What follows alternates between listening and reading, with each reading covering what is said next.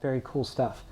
All right, so I'm going to completely change topics this evening and talk about something that I've become progressively more and more interested in, which is something called crew resource management, avoiding medical mistakes, checklists, teaching. I do a lot of surgical teaching through our videos on YouTube and that kind of thing. And so I've always been interested in this topic.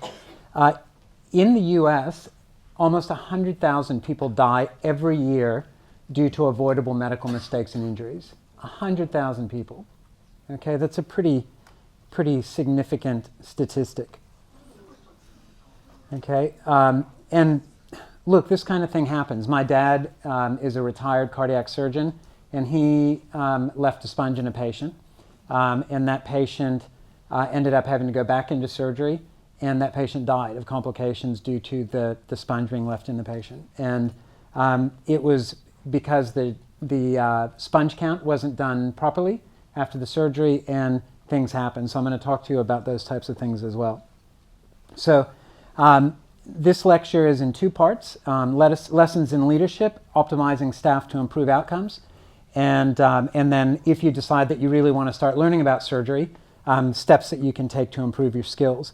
And it's interesting to me, when you look at this slide, the leader is actually the person in the back, okay? They're pushing other people forward. And that's the idea behind leadership, is that you're enabling other people to learn and flourish. And that's really how I try to do things when I can, when I'm training residents and interns and things like that.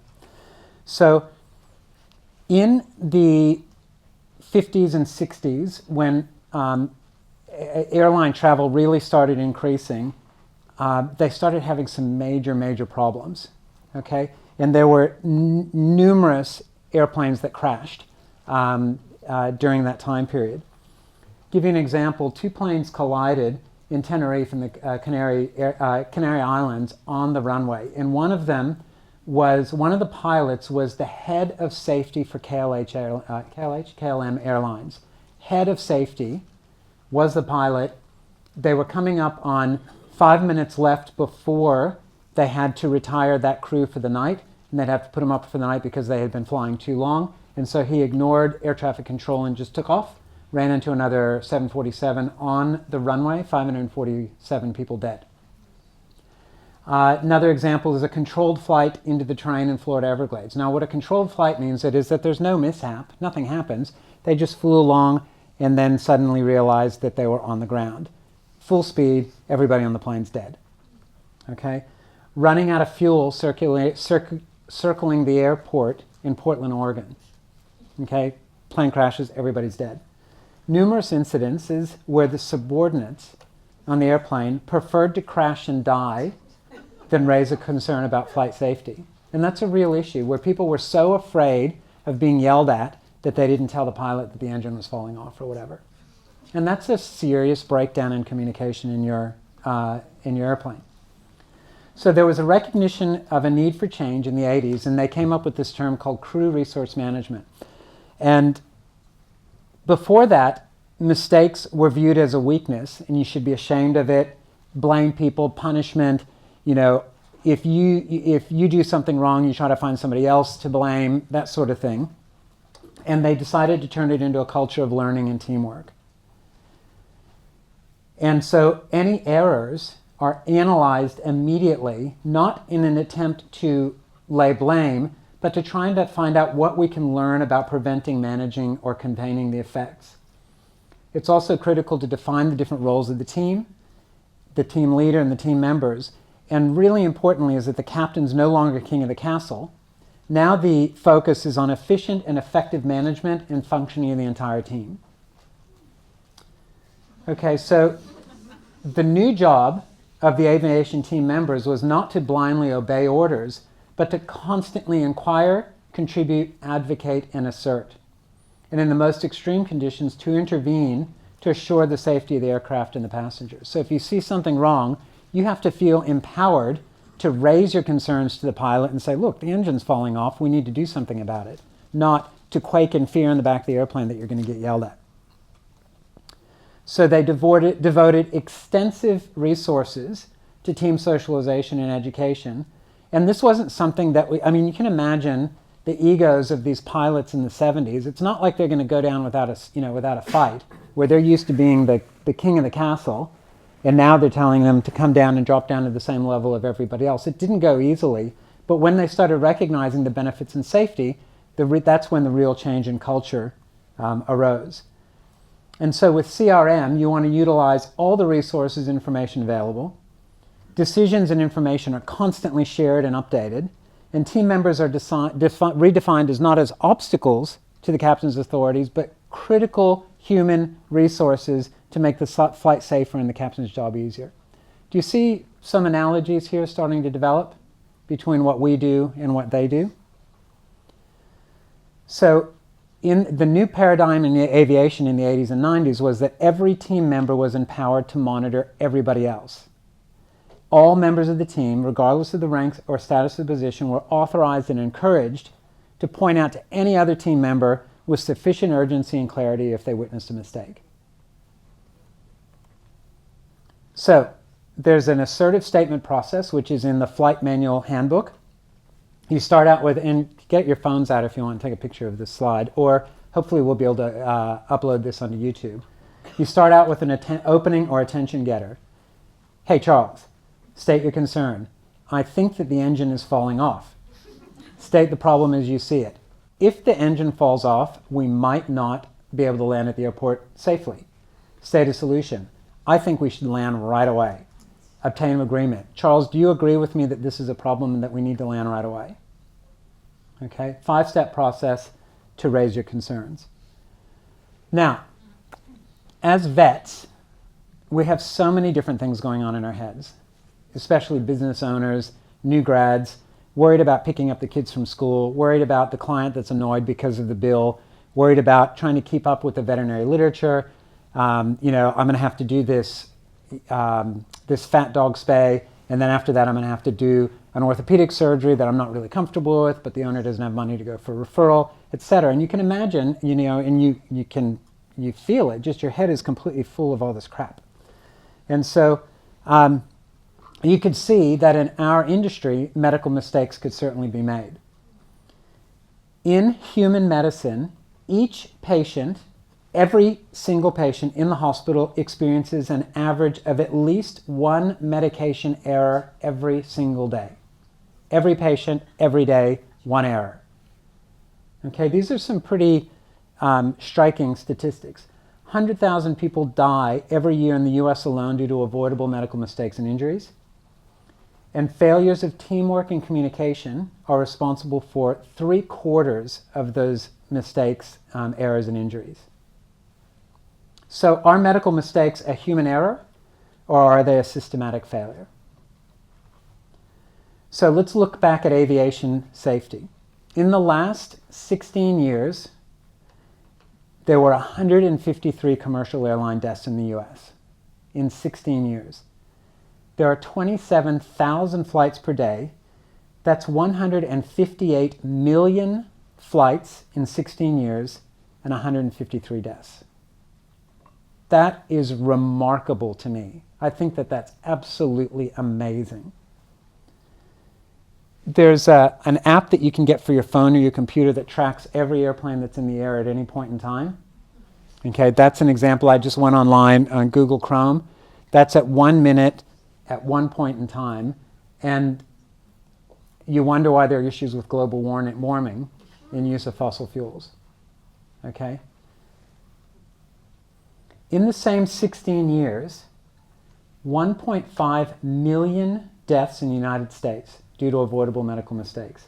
That's over 4,000 completely full 747s crashed with no survivors. If there is a terrorist group, for example, that was responsible for 4,000 airliners going down in 16 years, you'd think, they might have done something about it, right? But because it's medical safety, for some reason, people are more reluctant to change. So how has aviation become so safe? Number one, use of checklists. By show of hands, how many of you use checklists in your hospitals? Okay, so that's great. And I've given this lecture previously, and that number has been much smaller, so it's really nice to see. We use a checklist on every single patient that's undergoing an anesthetic every day in our hospital. We go through checklists probably 10 times a day. On one day, we have a full checklist which covers admission. Did we get consent from the owner? Did we confirm the side? Did we confirm the procedure that's going to be done? Did we get a consent form signed? Do we have a phone number? Is the anesthetic machine set up properly? Do we have the instruments? Have we confirmed the clip, et cetera? And that's something that we do every day. And in fact, Chanel, can you email everybody that attended the lecture tonight a copy of our checklist? Okay, so, and then the other thing that changed with aviation was a change to a culture of safety. And what that means is, I don't mean aviation safety, I mean where people can feel comfortable raising concerns to their superiors when they think that there's a safety issue and not be worried about being berated. There are two books, if you're interested in this, that I would really recommend. The first one, which is kind of the Bible, is the Checklist Manifesto by Atul Gawande. And then the next one is Beyond the Checkbook. Both of these are available on Kindle. How many of you have Kindle? So a few of you. Kindle's fantastic. It's a problem because I finish a book at midnight and then I buy 3 more. Whereas I used to have to go to the bookstore. Now I just buy them right away. Books are usually about half the price to 1/3 of the price that they would be in a bookstore. So really, really great resource. You can read them on your phone, iPad, computer, or you can buy a dedicated Kindle. All right, so who is this guy Atul Gawande? He was at Johns Hopkins University, and they had a problem with central IV catheter sepsis. 11% sepsis rates with central lines, with 1% mortality. And what happened was there was a woman, a mother, and her 2-year-old daughter was in the hospital. She had a central line in. She came in for second-degree burns in the bathtub. Should have been, a no-brainer, in the hospital for a few days for pain relief, and home she goes, and she lives a normal, happy life. About halfway through her week-long hospitalization, the mother started to notice that the toddler started getting a little bit more lethargic, wasn't eating, and she tried to tell a bunch of people, and nobody listened to her. And this baby died, or this toddler died of central line sepsis.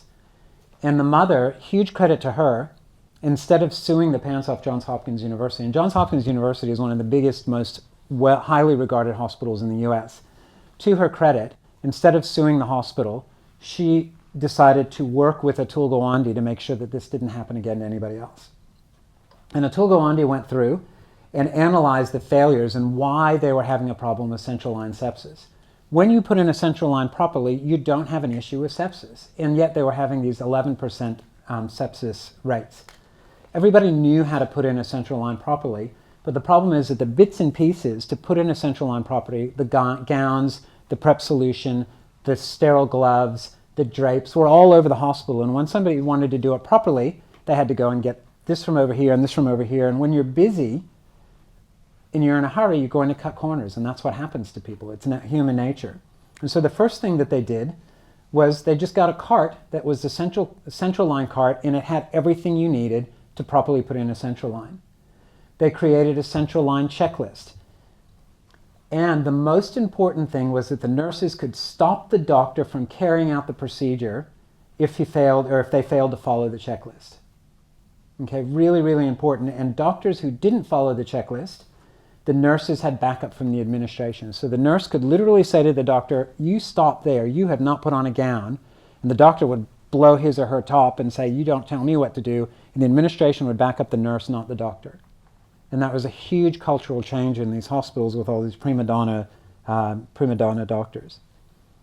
They dropped their central line sepsis rate in 1.5 years to 0% with 0% mortality. Okay? Amazing stuff. So what do checklists do? They increase compliance to proper procedure. They overcome failings of hierarchy. So prima donna doctors who say, "Don't tell me what to do, I know what I'm talking about." It makes them stop, just like them and the lowest intern and the highest surgeon has to stop and follow the checklist. Provides a cognitive safety net. Catches mental flaws in memory and of attention and thoroughness, and ensures consistency of care. And when you're in a hurry, that's not the time to skip the checklist. That's the time to do the checklist. Okay? And probably 99.5% of the time, even higher, we use the checklist in surgery. All right, when you create a checklist, the checklist, you want to make sure that it has a clear purpose and that it's short enough to be practical. Choose things to put on your checklist that have a major consequence if you miss them. So don't put on there, something stupid like writing your name on the, on the medical record. If you forget to prep, that's going to have a major consequence. The checklist stops until the preceding step is complete, and include items that are easy to forget, and it must be applied every single time. So we do kind of a timeout in our surgeries, which is before the blade touches the skin, you're supposed to do the checklist. In human hospitals, they actually have this sheet, a timeout sheet that goes over the scalpel blade, and you're not allowed to remove that sheet until the checklist has been completed. So it's that critical that it's done every time. And we want to make sure that we analyze our successes and failures with complete transparency without fear of punishment. And this is a flight data recorder. And interestingly, I don't know if anybody's aware of this, that the results of the flight data recorder analysis is completely sequestered from the court of law. So you cannot use the flight data analysis when you're trying to sue the airline. And the reason why they do that is they want complete transparency. So they want people that were involved in the error to feel completely free to speak freely without fear of being punished or sued or whatever. Same thing with the morbidity and mortality rounds in human hospitals. The Supreme Court, it's gone to the Supreme Court numerous times in the U.S. where litigation lawyers have tried to get the findings from M&M rounds to sue doctors in court, but that is completely sequestered and shielded from the court of law, so that you can have a completely transparent, not blaming somebody, but truly trying to understand where medical mistakes were made. So why are doctors relatively resistant to change? Because unlike pilots, doctors don't go down with the ship. Okay, there's a huge incentive for pilots to increase their safety, less so for doctors. So I'm going to change gears a little bit. There was a study that was done that was looking at what motivates people. And the traditional approach to motivating your employees was, if you reward the behavior that you're trying to get and you punish the behavior that you're not trying to get, you're going to get more of the favorable behavior and less of the unfavorable behavior. Makes sense, right? If you if you pay people based on the number of widgets that they can put together on an assembly line, the more they do, the more they get paid. It makes sense that they're going to increase the number that they're going to do. They're going to be really motivated. That works well as long as it's only mechanical skill required. Bonuses work as expected. When the task calls for a more cognitive skill, paying more actually doesn't work. And so they had a study where they took people, this was in a developing country, and they had a puzzle that people had to work out. And if they were worst, they got 2 weeks' salary as a bonus. If they were middle, they got 1 month's salary. And if they were best at solving these problems, they got 2 months' salary. And the higher incentive actually led to worse performance. And the reason is that when people are worried about trying to make money, they can't think outside the box, and they lose their creative skills. So for simple, straightforward tasks, if you reward it, you get more of what you want. But when the task gets more complicated, those motivators don't work. And what they discovered, that what does work when tasks get complicated is autonomy, mastery, and purpose. Okay, so when you give employees the opportunity to have autonomy in what they do, achieve mastery of their skills, and feel like what they're doing collectively has a purpose, that's what motivates work. Okay, and I think that if you look at your vet nurses, for example, we're in an industry where people can have autonomy.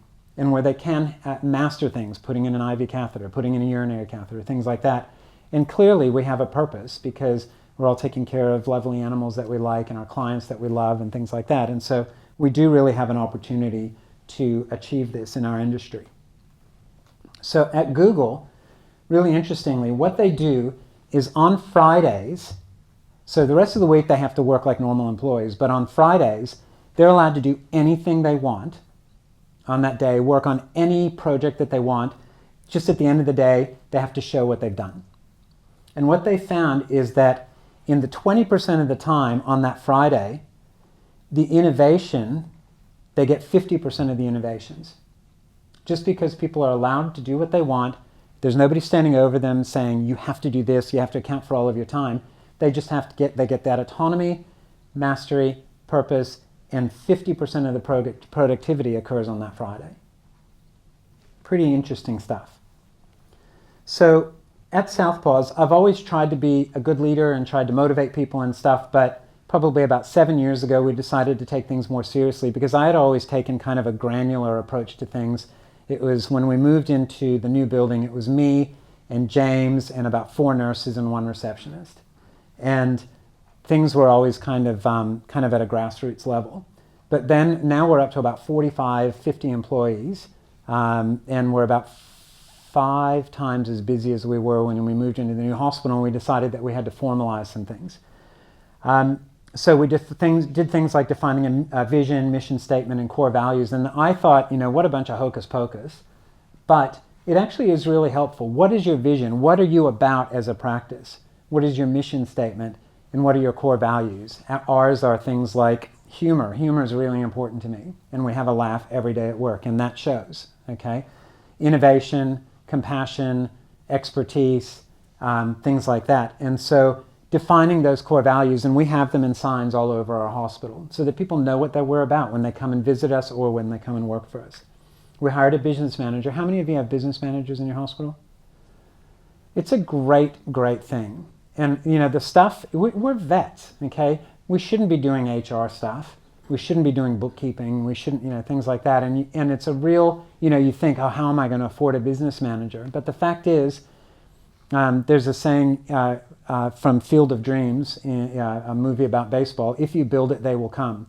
If you free up your time from all the HR crap and the payroll and things like that, and convert that into taking care of your clients better, or just spending more time at home with your family, your state of mind is that much better where your business will grow. Okay? We also totally invested in the idea that our staff is a team of highly skilled healthcare professionals rather than a bunch of employees. We really invested in the idea that, we've got, if we've got probably 30 nurses, collectively that's probably 500 years of experience.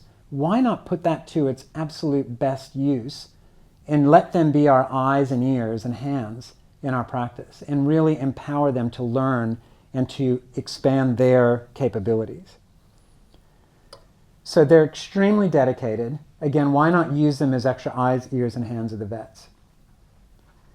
At our hospital, the staff are treated as an integral part of the team.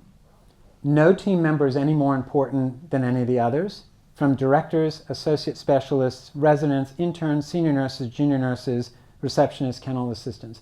Everybody's there for a purpose. If they're not there for a purpose, get rid of them. Okay? Everybody there is critical to the functioning of the whole hospital. Bella's one of our new nurses. Do you feel that way when you come to Southpaws? Yeah. Never been yelled at? Nothing like that? Yeah. Putting her on the spot. So, all right. So mistakes do happen. We're really lucky that in general, people who work in the veterinary field are pretty down-to-earth, good people, and they desire to do the right thing.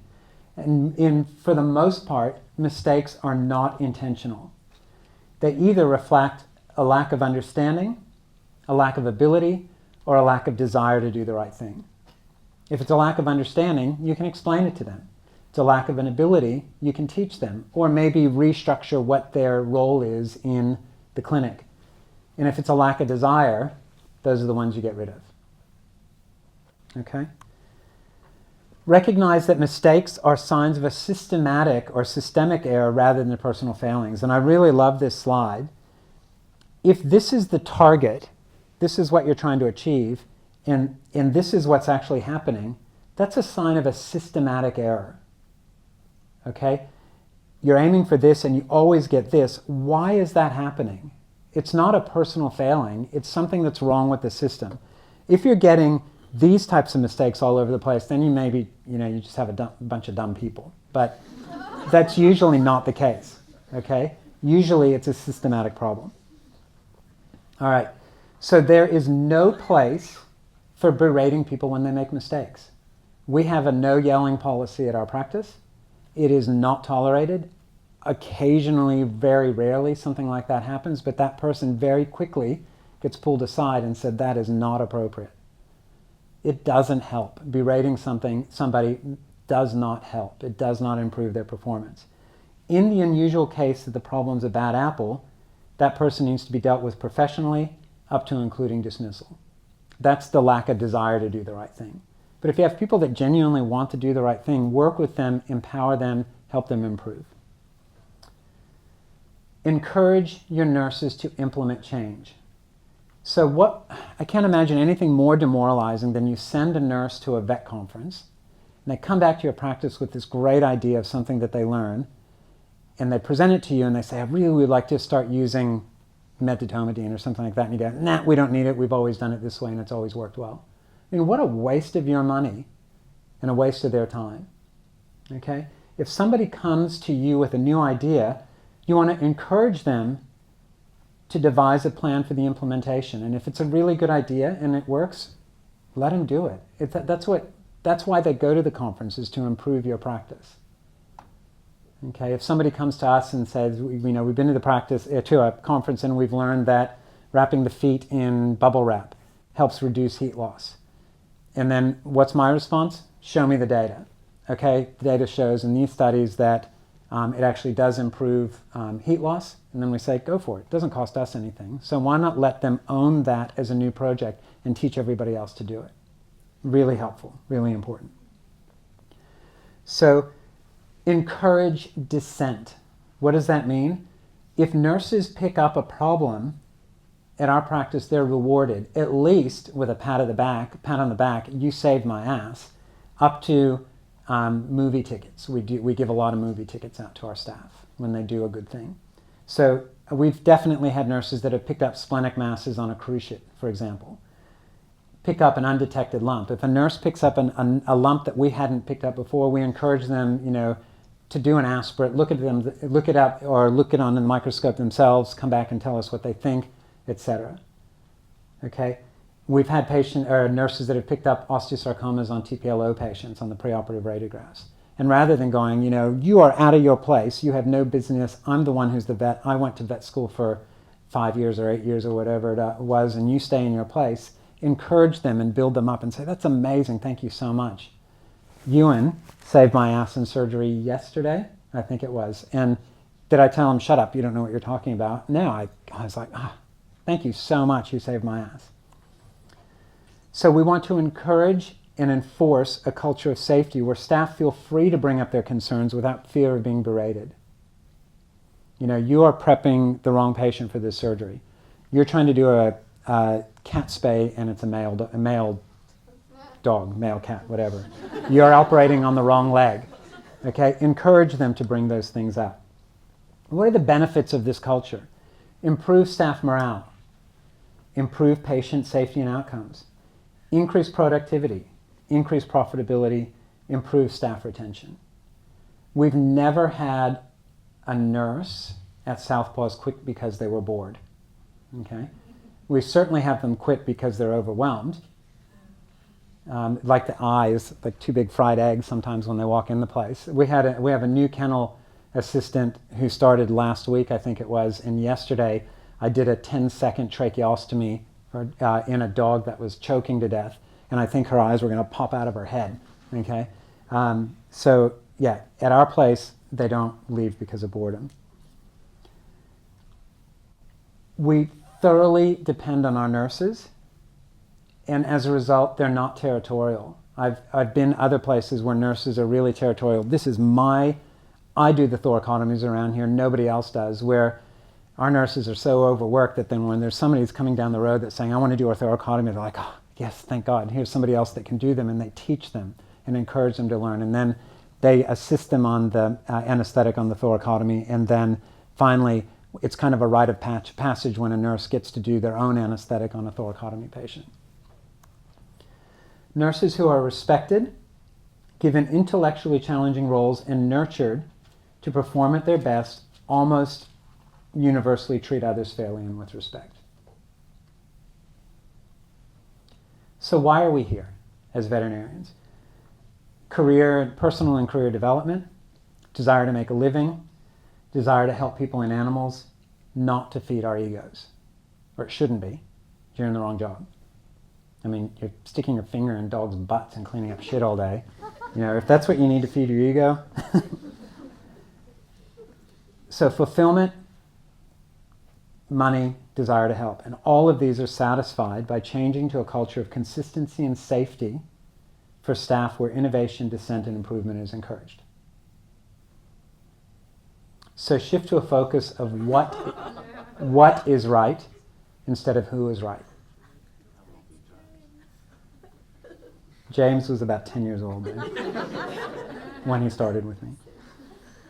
All right, so shifting gears again, there's this guy named Dalton Getty, and he's a perfectionist. What does he do? He carves pencil lead.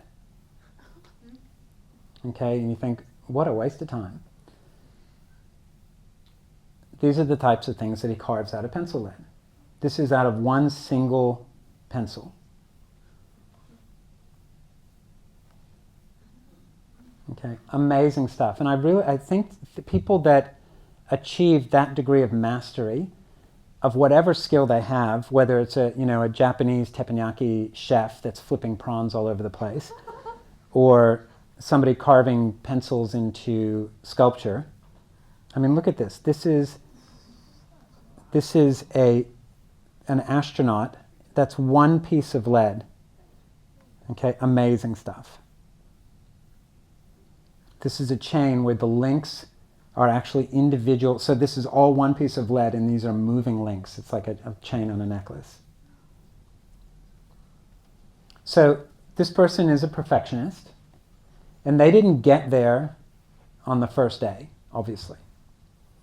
There's a book by Malcolm Gladwell called Outliers, and what they did was they analyzed people that had become masters in their fields and analyzed what behaviors it took to get to that point. So they studied different levels of mastery, and they found that obviously at 0 hours you're incompetent at whatever you're trying to do. After 1,000 hours you achieve competence. After 5,000 hours you achieve mastery, and 10,000 hours you achieve virtuosity. And it's not just doing the same thing that you've always been doing over and over again. It's actually intensive study trying to improve. And it's interesting that the violin virtuosos are out here at 10,000 hours of actual hard work trying to improve their skill, whereas the violin teachers are in the 5,000 hour mark. So they got to a point of mastery and then stopped trying to improve themselves and taught other people. So they never got to the point that they were virtuosos. So I have dedicated my life to surgery, and I did a surgical residency. And that residency and specialization, 40 hours a week, right, Kath and Steph? 40 hours a week? Yeah. Try 70. 50 weeks a year, 2,000 hours, 5 years including internship, residency, and board preparation, so that's my 10,000 hours. But that's not even enough to become a virtuoso at surgery. Okay, I probably spent 1,000 hours actually in the operating room during that time period. Not 10,000 hours in the operating room. And so I spent 10,000 hours on the intellectual practice of surgery, but only 1,000 hours on the technical practice of surgery. And it took me another 10 years to accumulate my 10,000 hours of actual surgical practice. Am I a virtuoso? Depends on the day, often not. But it really does take a lifetime of dedication and the decision that you're going to master the topic that you're doing. All right, so when you graduate from vet school, you're competent relatively as a veterinarian, but you're fairly incompetent as a surgeon because you really have not done very much. And you have to decide, am I going to take that next step and achieve mastery? Am I willing to dedicate those 5,000 hours or whatever it is to achieve mastery as a surgeon, or as a general surgeon if you're in primary care practice, or as a specialist if you're in a residency? So what separates the amateurs from the experts? Amateurs coast after competence. Okay, it's called a bottom-up mode, which means you just kind of keep doing what you're doing the same way. You're not studying. You're just thinking, I'm pretty good at a dog spay. I'm just going to keep doing it the same way every day. Experts intentionally counteract the brain's urge to automize. So what your brain does, if you're doing the same thing every day, your brain's going to try to turn off and reduce the expenditure of energy and not really think about what you're doing. But what you need to do is counteract that tendency to automize and really concentrate on the moves that you have yet to perfect and never stop learning. So I probably have 30,000 hours of surgery actually at the table. Am I that old? Probably. And I still, drives my family crazy. When my kids are watching footy, I'm on the iPad watching surgery videos of human surgeons, just how they pass the needles, how they, dissect through the brain or whatever. And I'm pathologic. I enjoy watching that kind of thing. So I play guitar badly. There's a saying, sorry if I offend anybody, if we're at a campfire, I'd rather you pull out a testicle than an acoustic guitar. That would apply to me. So if you do things the same way, you're going to get the same old results. So the way that I play guitar is that every 6 months I pull out the guitar for probably a month and I play the same old Pink Floyd songs and a couple of James Taylors and a few Neil Young songs the same way. Never really learn anything new, just whatever I can do from the chord diagrams. And I'm virtually the same guitarist as I was when I was 20. I'm never going to be a Jimi Hendrix. I'm never going to take the time that it takes to really become a virtuoso. So it has to be deliberate practice, persistent training to which you give full concentration rather than just time.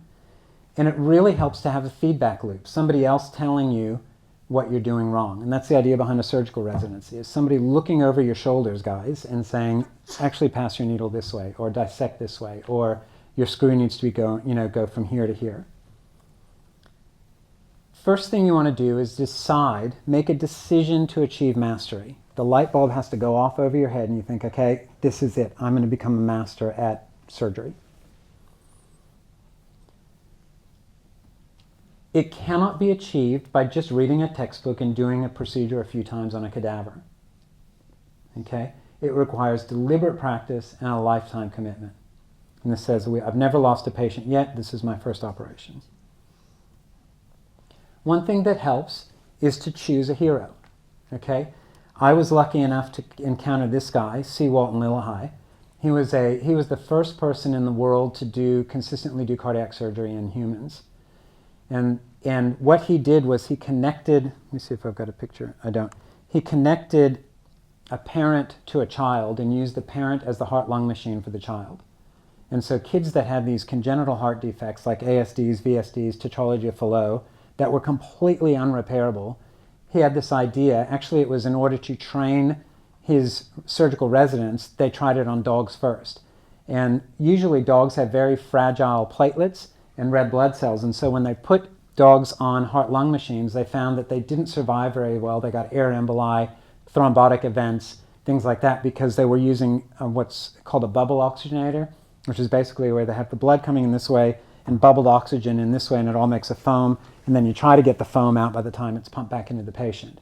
A lot of surface area from the bubbles, but in dogs particularly, it destroyed platelets and red blood cells. And so I said, I'll just connect two dogs together, femoral artery, femoral vein, into the aorta and the right atrium of dogs, and we'll see what happens, just as something for my surgeons that want to practice doing open heart surgery. And he found he'd walk in the next day and the dogs would be standing there, the recipient dogs standing at the door to the cage, completely normal and happy and healthy because it was so physiologic. So then he had this idea. He went to his chief of surgery and said, I want to try this in a person. And luckily, the chief of surgery was forward-thinking enough that he said, yeah, go ahead and try. And there were so many people that were really dissing him, saying this is the only surgery in the world where you can have 200% mortality, all this stuff. And so he operated on 45 patients in a year and a half with a 66% 30-year survival time.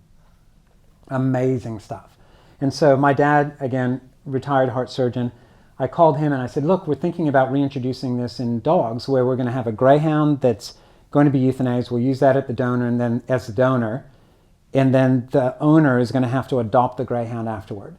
And that was our big idea. And so he said, that's Seawalt and Little High. And I said, yeah, I knew that. And he goes, he's still alive. And I went, really? And so I looked him up in the phone book and I called him up. And he wasn't there, but I was in the equivalent of Bunnings, and he called me back, and he was so excited that I was trying to he was an animal lover. I ended up spending 3 weeks with him in his laboratory in Minnesota. He came down for my master's defense, became a real, whenever he published a new paper, he'd send me a copy of the paper and stuff like that. So this guy was he was a maverick, really thinking outside the box, and that's kind of what I've always aspired to be. So finding somebody that you admire, whether it's within your practice or somebody that you've read about, is really helpful as a vision. Perfect one procedure at a time. And the way that I like to perfect a procedure is I read about it, I write out a summary, create a surgical checklist, try to review photos and videos. And the first few times you do it, don't worry about how long it's taking you. Just do it perfectly. Okay? Don't take any shortcuts. When you get better at it, that's when you can start trying to improve on other people's procedures. But the first few times you do it, learn from, stand on the shoulders of giants. Do things the way that other people have done them.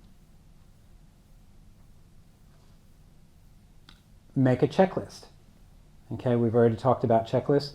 Another thing that I thought was really interesting was that there was an ICU that they were having a lot of deaths in pediatric patients, and the time that it was happening was the time that they left the operating theater, between the time that they left the OR and by the time they got to the ICU. So it was in that transition period. That's when they lost all their patients. So they actually hired an F1 pit crew who can do a full tire change, oil change, and fill the car with petrol in about 2 seconds or 3 seconds or something like that. They got them to come into the hospital and analyze what they did, and they actually reduced mortality by about half. And this is a completely unrelated field, but they were just so good at recognizing systematic errors. So I thought that was pretty cool. Keep a case log, really important. And record the procedure, outcome, and complications. And be ruthless on yourself with respect to complications. Own your complications. Don't try to blame it on, if you do an orthopedic surgery and the leg falls apart, unless it was a really tenuous fracture in the first place, you really got to own that and blame that on yourself as a technical error. Okay, it's really nice to say, the dog ran around, but you have to recognize that, you can't make the dog sit still. If you don't do a repair that's going to stand up to the dog going for walks and things like that, it probably is not an appropriate repair. It amazes me in human surgeries, like they'll do a radius fracture with a 2-hole plate.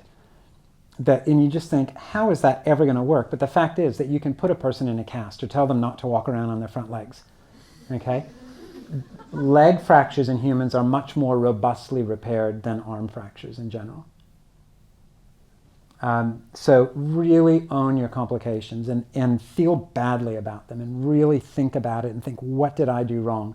And I know that there's a big issue with mental health in veterinarians and owning too much responsibility, but if you're trying to be a great surgeon, owning the complications is going to help you reduce them and keep them from happening in the future, and it'll be better for your mental health. Analyze successes and failures. And again, really think about, I had one surgeon who was really anal retentive, but he used to make me, out of every surgery when that I finished as a resident, name 3 things you could have done better. And I would put up my x-rays and I'd be like, yeah, I'm awesome. And he'd go, name 3 things you could have done better. And then when you really think about it, you think, okay, I should have done this, I should have done this, I should have done that. So every time you walk out of surgery, think about 3 things you could have done better, and maybe write them on your surgery log. Just get an Excel spreadsheet and keep track of all of your cases. And then it's, again, the test, feedback, adjust. And really think about what you're doing so that you can improve. And if you can find a mentor, whether it's within your practice or somewhere else, to look at what you've done. And look, if you've got surgical photos or x-rays of your post-operative cases, send them to us. We're happy to critique them. We won't be nice. Okay, we're going to be ruthless. But that's really helpful. Become a photographer. And I don't mean that jokingly. Why do you take surgery photos? We take a lot of surgery photos. Now I've started doing a lot of surgical video. And I often flip through my surgery photos or watch my videos and think, what could I have done differently? You can send photos to colleagues or specialists for critique or communication. Again, getting that feedback loop. How can you improve? What could I have done better? Educating owners. You know, most owners now are totally comfortable with looking at surgery photos and videos because of RPA and SuperVet and things like that. So they're happy to look at these things. And when you have those photos on your computer, it's a lot easier to relay. And like Ricky's really good. He'll just pull up a lecture. He goes, oh, physeal fracture. Well, I happen to have done a lecture on this yesterday, and here are some photos of your dog's fracture. And this is kind of sad, but it's true. When you're taking photos during surgery, you're going to do a better job because you're thinking, okay, this is going to be documented forever. I better do a good job. Like when I do my surgery videos on YouTube, I'm thinking the whole time, better not say anything stupid, better not tell any dad jokes, better do a good job. All right, what kind of cameras? These are the ones that we have. This is an EOS M5.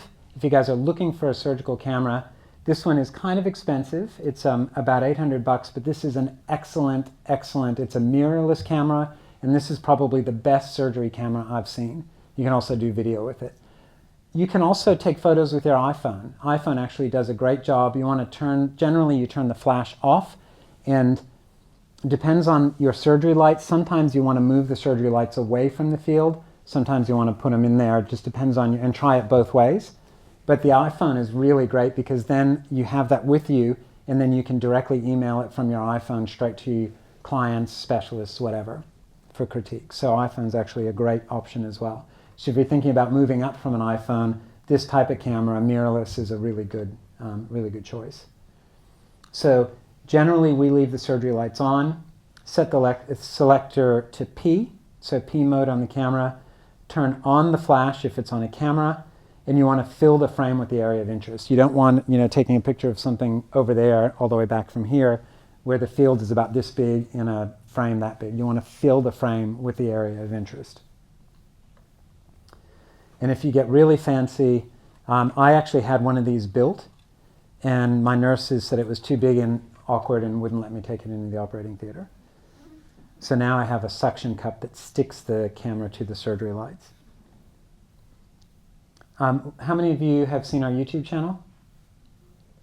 Okay, if you haven't, I think it's a really good resource. We have started now doing mini lectures where they're 10, 15-minute lectures on a certain topic or a certain tumor or whatever, and it's a really good refresher. It's not like the latest and greatest in the literature. It's more the decisions that I make when I'm in the consult room with a client or that I'm making at the surgery table. So this is a QR code. How many of you know how to use a QR code? So take out your iPhone, put it on camera, point it at the screen right now, and see if it comes up with a QR code recognizer. Raise your hand if it does. Okay, and then that's a link to our YouTube channel. So if that doesn't work, just take a photo of it, and then you may have to download a QR code reader. Okay? Everybody got that? And then this is a QR code to subscribe to our YouTube channel. So if you click on this, it's going to take you to a link, and then you can automatically subscribe. And what we do on our YouTube channel is one thing that I really enjoy that I think that my nurses hate, probably the residents hate as well, is we do live streaming of surgeries.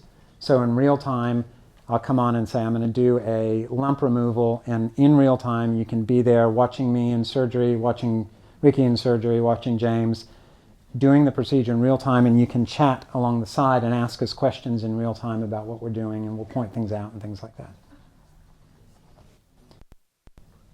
All right, cadaver surgery training. Have specific objectives. If you get a cadaver, I mean, think about this patient that's given its life for you to learn. Treat it with respect and do careful dissection as if it were a real patient. Okay, including clipping. I don't know that you need to prep it, but draping in is nice as well, just so that you can simulate the surgical procedure as much as you possibly can.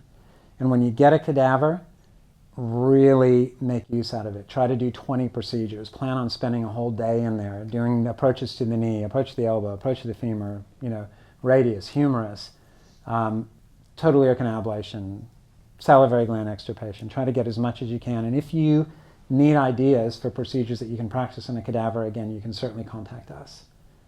Email address is info@southpaws.com.au, or you can just call us. All right, spend time with specialists. We love when general vets come in and spend time with us. We all like talking.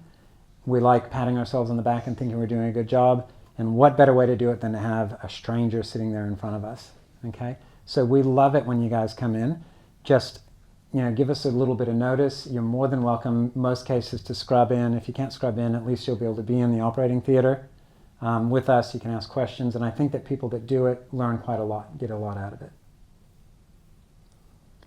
Surround yourself with people that want to learn. Okay? Spend time with students, young vets. When you surround yourself with people that want to learn and you're constantly thinking, okay, I'm going to be put on the spot by people that are going to ask me questions, it really makes you think about what you're doing.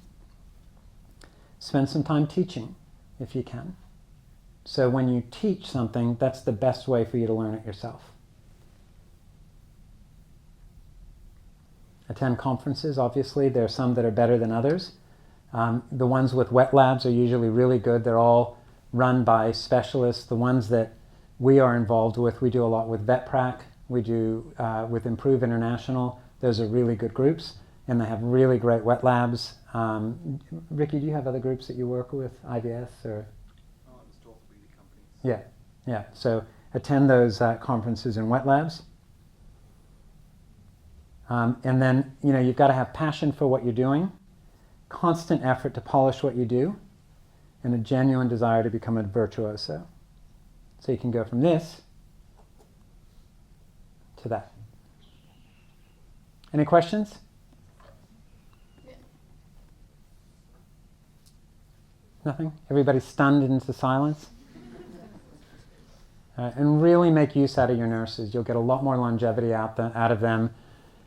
Get them really motivated to come to work every day. All right, thanks, guys.